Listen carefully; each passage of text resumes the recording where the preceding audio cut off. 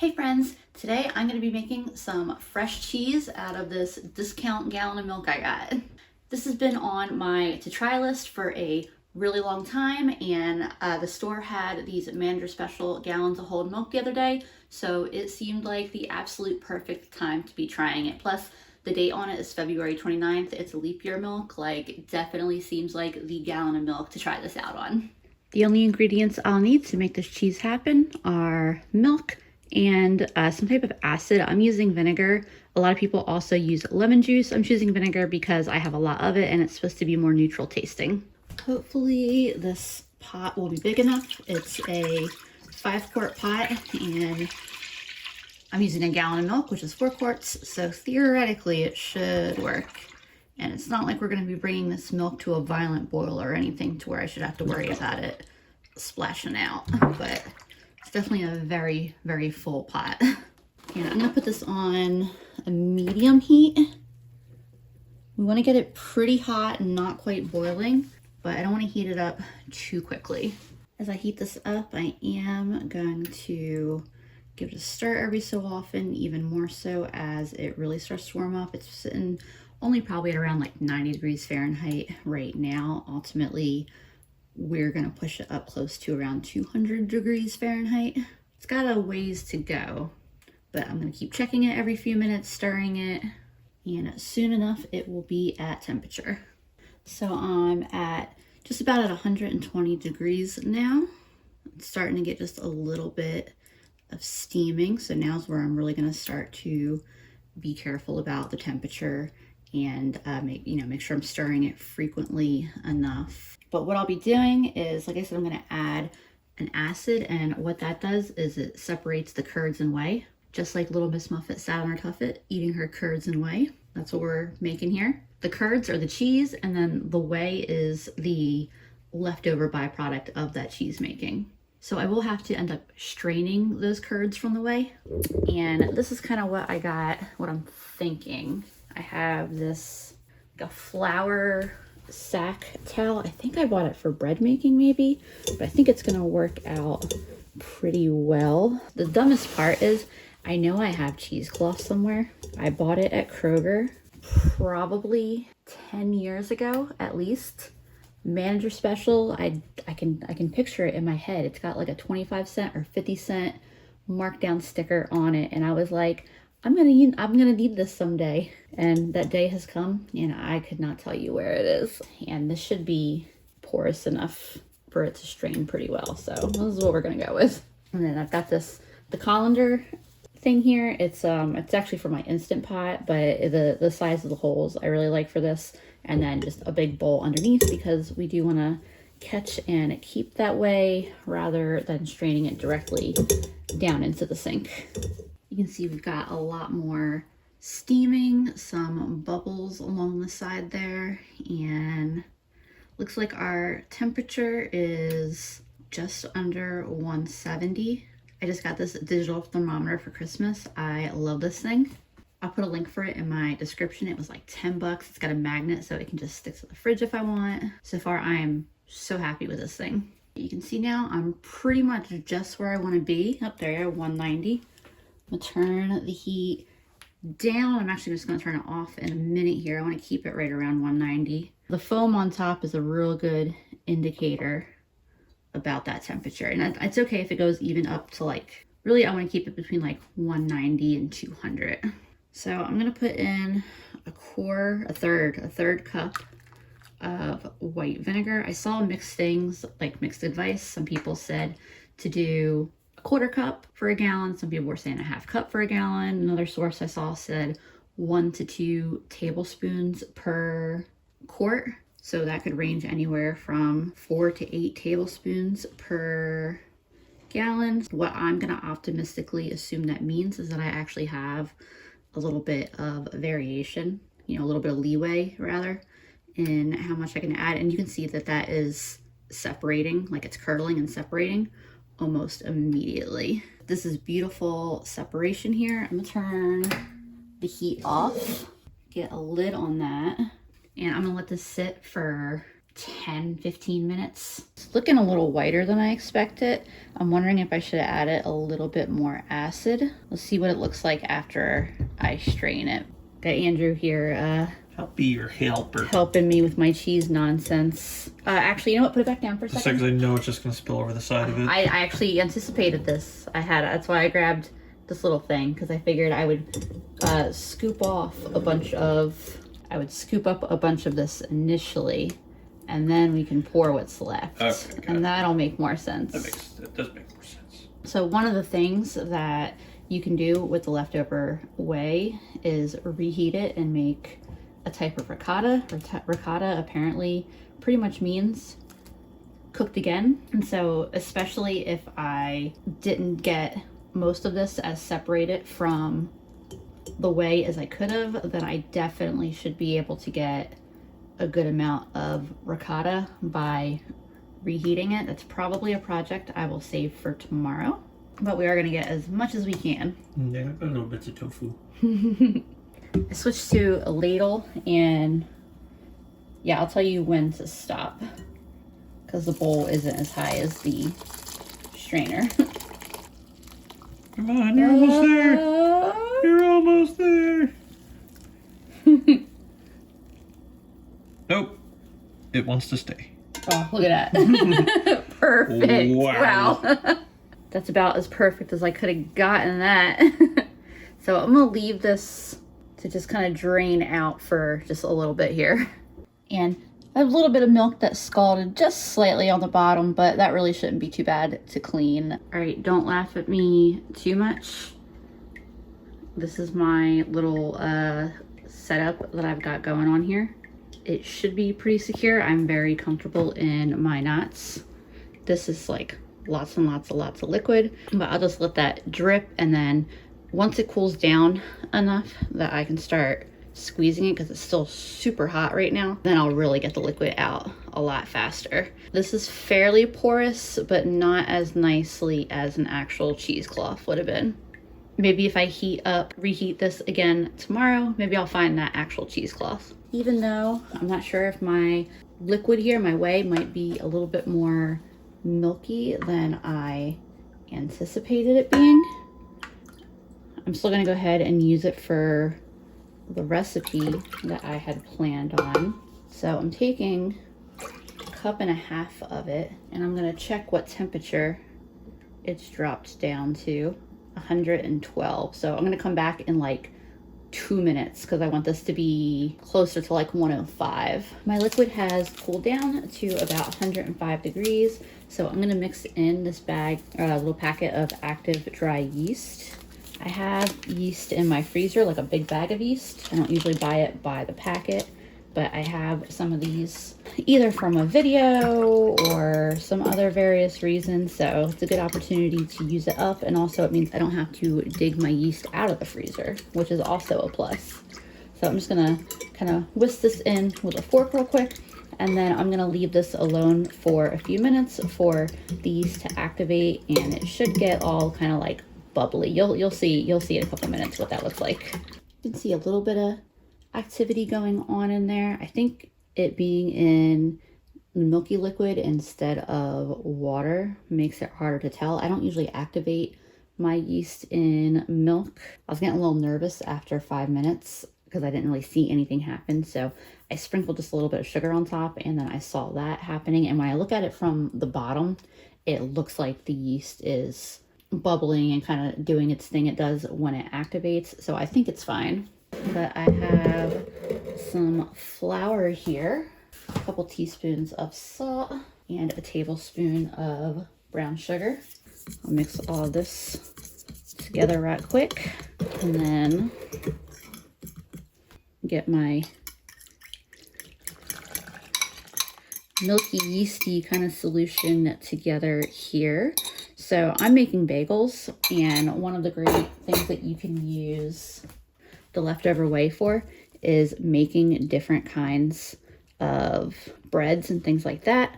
And one of the reasons it's supposed to be really good for, or well, I think it's going to be really good for this bread, is that I'm not using a higher protein flour. I'm just using regular all-purpose flour, and that whey should kind of amp it up and add a little bit of extra protein in there. So I'm just going to mix this with a spatula for like a minute here until my ingredients kind of come together. And then I'm going to start mixing it by hand at that point. You could also do this in a stand mixer. I've got the ingredients of my dough pretty much all together. So I'm going to switch to kneading it on my counter because it'll be easier to do. It's a little on the sticky side. So I'm going to add just enough flour to keep it from sticking too much to my hands or my counter, but I don't want to add too much flour because I don't want to dry it out. And I'm going to knead this on my counter for, I'm thinking like 7 to 10 minutes. I will check back in with y'all and show you how this is going. All right, I am done kneading. I'm happy with the dough. It is very soft. If I poke my finger in it, it springs back. This is a very easy, nice to work with dough. I oiled the inside of the bowl that I mixed my dough in initially. And so I'm just gonna put my dough in here, get it lightly coated in that oil. It's kind of late in the evening right now. I am not making these bagels tonight, so I'm gonna cover this and put it in the fridge and essentially let it have a nice long slow proof overnight. And I'm going to pull this out of the fridge as soon as I wake up tomorrow. Before I even start the coffee maker, I'm going to pull this out and put it on the counter. I think I am about done squeezing this liquid out for tonight. Let's see what we got. A little bit of orange that's on the cloth here. It's because I didn't realize that little like leather strip that I grabbed, because it was the only thing I could think of really quick to use as like a rope. Kind of stained the cloth a little bit, but it's okay. Definitely looking very cottage cheesy, huh? The option to continue straining out the liquid is definitely there. I think I'm just gonna leave that in for tonight. My plan is to take at least a good portion of this, maybe all of it, given how much there is, and make like a cream cheese kind of cheese to go with my bagels for tomorrow. I don't think it'll be as tangy as cream cheese, because the process of making cream cheese is a little bit different, but I think it's really going to be really good. I'm going to chop up some veggies to mix in, season it, and grab just a little piece here. Yeah, that tastes great. It tastes like cheese, like a very simple, plain cheese, but this is delicious. I mean, there are so many different ways that you could use this, and it would be really, really good. I do wish I had added a little bit more acid to that initial heating up of the liquid, just so I know if I could have gotten more from that initial one, but I'm going to reheat it tomorrow and see if I can get much more out. All in all, this is really easy to do though, and is definitely worth a $2 experiment, not even $2. So here's how much I have ended up with. This is a 4-cup Pyrex dish, so I don't know, I guess like 3 cups of cheese so far from my gallon of milk. So that's 24 ounces of cheese, and that gallon of milk was $1.73. And I think that the blocks of cream cheese that Aldi near me sells are $1.68 or something like that. So in my eyes, not only was this a really fun thing to try out, but so far I am definitely coming out ahead, and I suspect that this is going to make an amazing, I'm so excited about this cheese spread for these bagels tomorrow. Let's put it that way. So I'll pop the lid on this and put it in the fridge. And I was thinking ahead when I selected which bowl to use to drain my whey into, because this bowl has a lid. This can go right in my fridge. And now it is bedtime in our house, but you can see that some of us were a little early to go ahead and get comfy. Good morning. I've got a lot of rise on my dough, as you should be able to see. I'm gonna leave it sit on my counter for the next 45 minutes or so. I'm gonna go run to the bank anyway real quick. I hate running to the bank on a Saturday. All right, I think my dough has hung out on the counter long enough. You see, it's got a little dip there where that piece of plastic wrap stuck to it. I almost put it in a bigger, taller bowl, but I didn't. So I'll know next time that if I'm gonna do that, I should put it in my taller bowl. But now I'm going to shape my bagels. And I know people have different tactics they like for putting the holes in their bagels. My preferred way is just to stick my thumb right through. I think it's the easiest. I don't really care for like trying to cut out the holes or anything like that. So I'll just gently shape this into a bagel shape with my hands. And that first one was kind of lumpy, so if you want them to be a little smoother on top, you can just smooth your dough back so that way it makes a nice ball on top, and then poke your finger through, and then you'll see you end up with a much smoother, prettier bagel. I like to make the holes just a little bit bigger than I think I'm gonna want them, because it is gonna contract a little bit and you're gonna lose a little bit of that hole as the bagel expands. And then there are my bagel shapes. They don't do a second rise, but I am gonna let them just rest here while I heat up some water for a hot water bath, for a little bagel bath. Water is boiling, so I am gonna very carefully drop in my bagels, and they'll cook for about a minute on each side. I think I can fit 4 of these in. Yeah, so I'll do them in 2 batches. After about a minute, they get a quick flip. See, they're a little less smooth on the bottom. Whoops. Probably could have taken a little bit of extra care there, but that's fine. They're gonna cook fine, they're gonna taste great. The little tongs were nice for flipping, but this is easier for getting them out. So after another minute, get them out and put them right back on the pan, and then get those other 4 in. So I did not want to use an egg for an egg wash because the price of them just skyrocketed in the last week. Like last week I bought an 18 pack for like $2.50 or so, and that same 18 pack is like over $5 now. So I'm just gonna use a little bit of whole milk. The egg wash isn't super important. It just helps with a little bit of browning on top. I have this everything bagel seasoning that I got from the Dollar Tree, and I'm just gonna roll this around. I wasn't sure how hot these bagels were gonna be for a second there, but they actually cooled down really quickly. They have no problem sticking with that little milk wash. And then I'm doing the same thing with the second set of 4, but these ones I'm just giving a poppy seed, or not poppy seed, sesame seed coating. So they'll just be sesame seed bagels. These haven't even baked yet, and they look absolutely gorgeous. I'm gonna put them in my oven, which is at 425 for like 20-25 minutes. My top oven tends to cook things a little bit on the quicker side, so I'll probably check them at 20 minutes. And as excited as I am for these bagels, technically the focus of this video is the cheese, so we're gonna circle back to that while we wait for the bagels. I have a couple pieces of pepper here that I saved from dinner the other night. I'm gonna dice these up real small.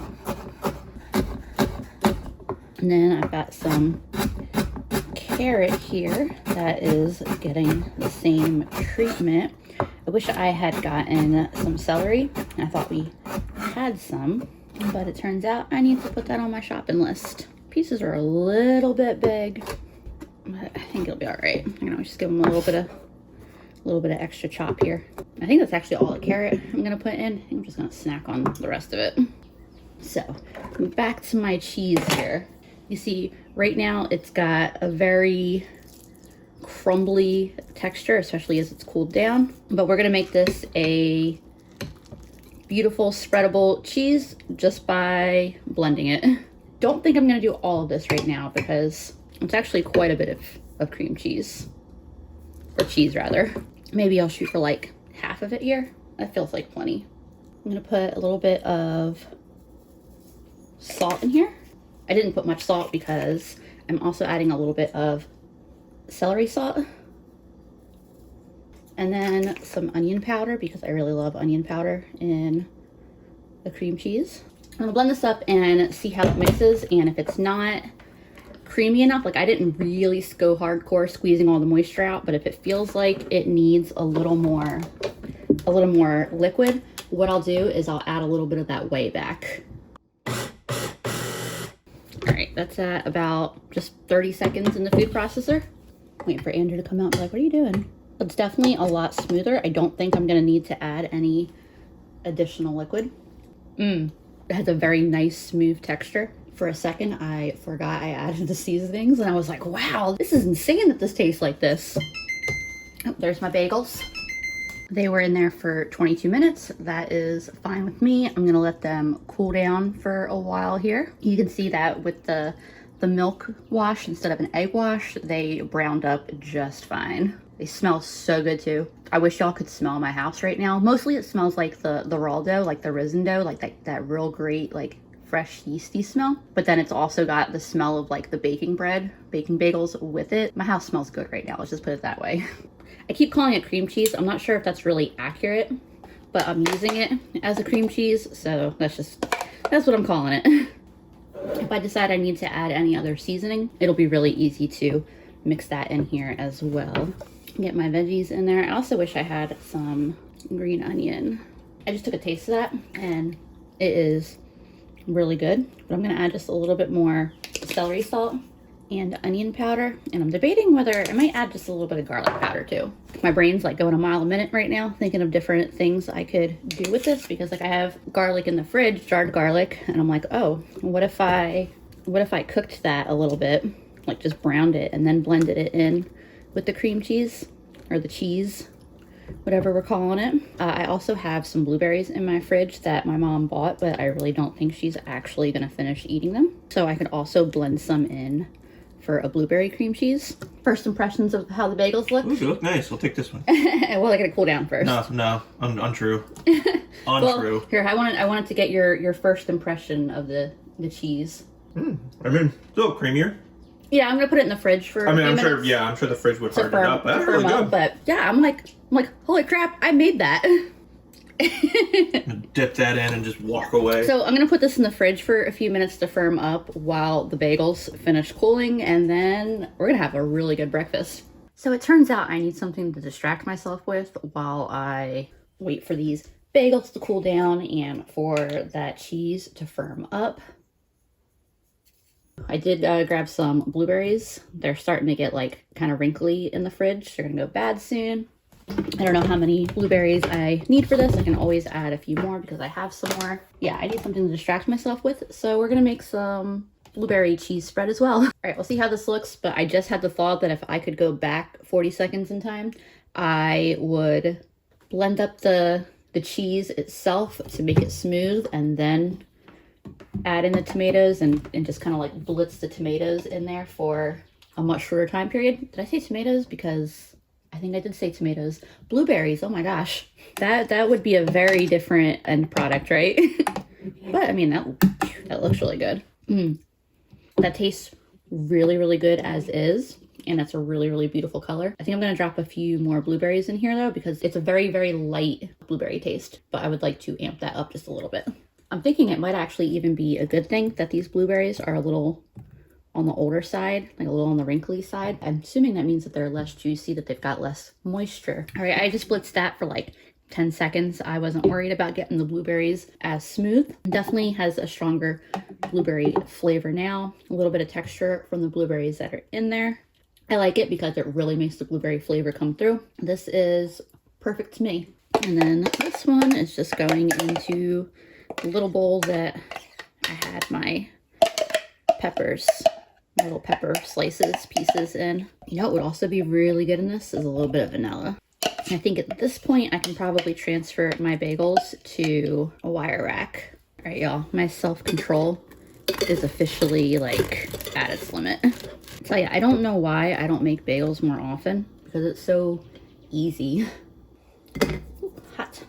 I just texted my mom and a picture of the bagels, and she was like, why do you wait till I go out of town to make that kind of stuff? But I mean, she's gonna be back tomorrow and we're not gonna eat all those bagels today. I didn't really give enough time for the cheese to firm up very much, but honestly, I'm not worried about it. Really, it needs like a couple hours in the fridge.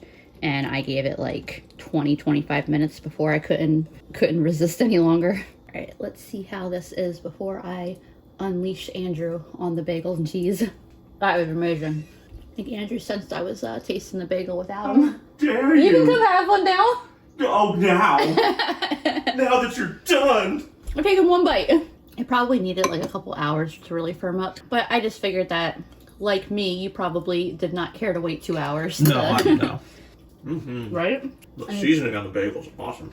All right, y'all, I am so happy and satisfied with these. I'm ready to take a little break from the kitchen. So I will be back later when I decide to heat up that whey again and see what we get. All right, I'm gonna heat this leftover whey back up and hopefully we get some ricotta. Let's see if I can get this into the pot without making a huge mess. It's actually easier than I thought it was gonna be. Just kidding. You see today it's taking up much less volume in the pot because obviously we already took a bunch of that volume out from the cheese, as well as the 1.5 cups of whey that I used for the bagels. So just like yesterday, we're heating it up again on a medium-ish heat, not too warm. And in researching how to do this, I saw mixed results on whether I needed to add a little bit of milk to this, but I have extra milk in my fridge, so I might as well. It's only a 1/2 cup and it won't hurt either way. And then I've also got my handy dandy vinegar on standby. From what I can tell, you're not supposed to need vinegar, but if people weren't getting the results, adding a little bit of acid did do the trick. So I got it in case I do need to add a little bit in. Temperature is now hovering right around 190. We'll see if I get any separation. If not, then we're gonna add some acid. One way or another, we'll get some more cheese out of this. But like I said yesterday, I don't think I added enough acid yesterday. I think I could have stood to add a little bit more. The best part about this is that no matter what, we have already gotten our $2 out of this gallon of milk between the cheese I got last night and eating it on those bagels this morning. So I'll see what I can get out of this, but this is zero stress to me. I would love to get a bunch more cheese out of this, but if it doesn't happen, I got my money's worth and it's been a fun experiment, so I'm not overly worried. All right, this has spent a few minutes at that 190-ish range. It's pushing 200. I'm not getting the obvious separation that I saw in a couple videos, so we're gonna go with adding some acid.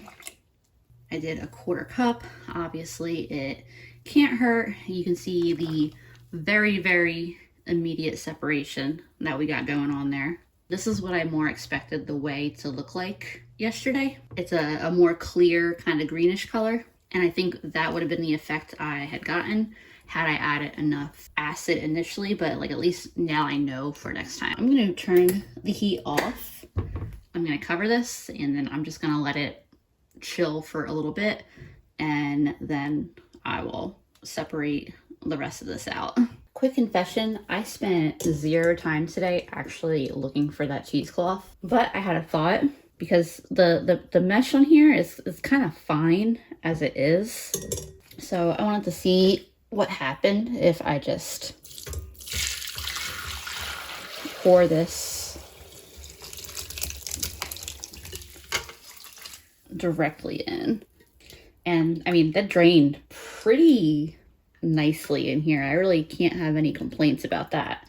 And then this is what I was more expecting my whey to look like. Does not bear a resemblance to milk anymore, and it's kind of got a green hue to it. Yeah, so this actually worked out really, really great. I'm not sure if that would have worked for the initial separation last night, but it definitely worked for this. But yeah, I'm thinking I might make us pizzas for dinner with this. I just got to check it and make sure that I have pizza sauce. I love ricotta or a ricotta style cheese like this on a pizza.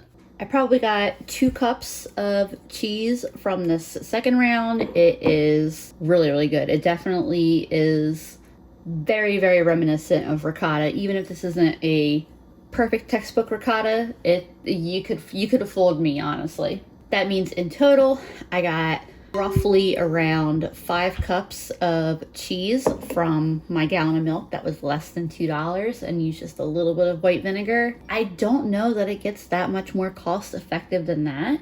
I did entertain the idea of using some of that whey to make yeast pizza doughs, but honestly, it's a little bit late and I don't want to wait that long. So we're gonna go with my favorite way of making quick pizza doughs. By the way, I got these jars for Christmas and keep them on my kitchen counter, and I have flour and rice in them, and so far they're making my life so convenient. For my quick, easy pizza dough, I'm gonna add most of that cup of flour. I'll reserve some of it for now.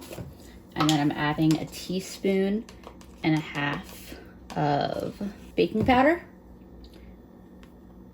And if you have self-rising flour, you can skip this and just use that. And then I'm adding a little bit of salt. A half a teaspoon is what I officially have written down. If you prefer measurements, mix that around a bit so we don't have big random clumps of salt and baking powder. And then I have some sour cream here, and this is a great example of why when it comes to dairy, it makes more sense to use your nose and your sense of taste and like your eyes to look at it than to go strictly by the best by dates. Because, let me pop the lid back on so I can show you with nothing sloshing out. This one has a best by date of January, and today is March 2nd. We ended up with 2 containers of sour cream in the house. So this one stayed sealed up in the fridge. I just opened it, I think last week. If it had been opened in January, I wouldn't necessarily expect it to still be good now, but because it was sealed that entire time, it smelled fine, it tasted fine, there was no reason to toss this. And this is a really, really great use for leftover sour cream like this. So I have half a cup, and I'm adding all of that to my flour mixture. At first, this is gonna seem really dry and shaggy and like there's no way that could have been enough liquid for this. It's one of the reasons I like to use this silicone spatula, because I can really just kind of like press down and press the the sour cream into the flour. You can see we're starting to get some cohesion here, and once it gets to this like dry, shaggy stage where the silicone spatula is not really doing that much anymore, that's the point where I will use my hands to scrape everything off the spatula, and then I'm just going to kind of hand knead it a little bit. This isn't a dough that needs to be kneaded, and it needs to be kneaded like traditional bread. Really, we're just using the sour cream to hydrate the flour, so it's pretty sticky. So I'm going to add a little bit more of my flour from my original cup of flour. And like I said, I'm only going to knead this for a minute or 2. And it's not even really, like I said, it's really not so much about kneading as much as I am hand mixing and making sure that the flour and the sour cream get really incorporated. The end result here is that you're going to end up with a dough that is very soft, very easy to work with. It should be tacky, but not sticking to you. It should use most of or all of that cup of flour. And then since it is not a yeast dough, it's not gonna rise, but I do like to let the dough rest for a few minutes, and that just helps ensure that it is fully hydrated and lets the dough relax for a few minutes. So I pretty much used all the flour in this. I'm just going to coat my ball of dough in what is left of the flour and just let it chill out here while I preheat my oven. And I am preheating my oven to 450. My oven is preheated. I just split my dough into 2 here. I'm just getting a little bit of flour on my counter so that way this doesn't stick as I roll it out. A little more flour on top. And I am not super particular about the shape that my little pizzas here end up. I'm gonna go for more of an oval shape than a round shape just because it's gonna fit better on the pan that I'm using to cook them.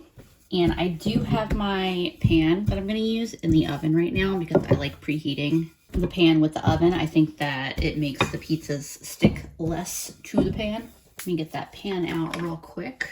So if I wasn't preheating the pan, I probably would get a little oil on here before putting that crust in there. But because it's so hot, I think it instantly adds enough heat to the bottom that I haven't had one stick. And then I'm gonna get this other one rolled out real quick while that pan is nice and sizzling hot. There's my two crusts, and I've never pre-baked my crusts before, but I kind of want to try it out. Usually I just put the toppings on and call it good. I'm just brushing a little bit of that whey around the edges just since I have it out right now. But I'm just gonna pop these in the oven for like 2 minutes to start baking to give those crusts on the edges a little bit of a head start. So I'll pop these in for 2 minutes and then pull them back out. Here's what that looks like after a couple minutes in the oven. You see it's puffing up like a naan type bread, which you could definitely use this for. You ready to tune on my cheese? Maybe. Get a little bit of pizza sauce on here. I've already got this brush out, so there you go. I'll just use this to... Where did that one come from? What, this? Yeah. From the dollar store. Oh. I mean, I like it better than the grill one I have. The grill one's a The grill one's real nice. pain to I mean, clean. the grill one is nice for like, you know, large scale cooking. No, it's nice when I want to put it on something. It's not nice when I want to clean it. Well, yeah. That one actually seems like it's not that bad to clean. No, not at all. I like this one. Cool. And then I have my fresh cheese here that I will get some on each pizza. I probably won't use all of this because this is a good bit of cheese. I don't think we need quite that much. If I had more of this, I had been thinking I would do like a stuffed, like a baked manicotti or lasagna-ish kind of dish. All right, I think that's good for that. I'm gonna put some of this garlic and herb all-purpose seasoning by Badia on here. And then I also have this gourmet pizza cheese mix that I got from Harris Teeter. I tend to stock up on cheese, or at least I try to stock up on cheese. When the cheese goes on sale, it's buy 2, get 3 free. And I know that people tend to be like, they don't necessarily like shredded cheeses as much as block cheeses because they feel like they don't melt very well. But I feel like these Harris Teeter ones melt pretty adequately. Like I haven't had any problems with them not melting. And then finally, I swear every time I look in the freezer, I find more discount pepperoni that I bought and tossed in the freezer. I mean, granted, you know, these are all bags of pepperoni that I got for really great prices. $1 or $2 a bag. And when you put them in the freezer, they last forever. Pepperoni doesn't really get like freezer burned or have many of the negative effects that other meats can have in the freezer when they're kept in there for a long time. And they don't really stick when they're frozen. So it's very, very easy to just grab out what you need for pizzas or whatever other dish you're making. I'm gonna pop these back in the oven for probably 6 or 7 minutes. This kind of lemonade mixed with Mountain Dew glowing green liquid here is the whey that is left after I have extracted as much cheese as I can get out of it. This is still great for replacing the water in bread recipes, pancakes, things like that. I'm going to save a quart jar of it. I have another maybe 2 cups of it that I am not going to save because I don't think I'm going to use it in a realistic amount of time. So I'll just put a lid on it and get it in the fridge. And then here are my pizzas. They look gorgeous. I probably actually cooked them for another 8 minutes. So like 10 minutes total. I got some really nice browning on the edges. They're fully cooked. They smell so good. I'm so excited to eat these. If smell-o-vision were a thing, this video would have 1,000,000 views guaranteed, because oh my gosh. Now this right here is what I am talking about.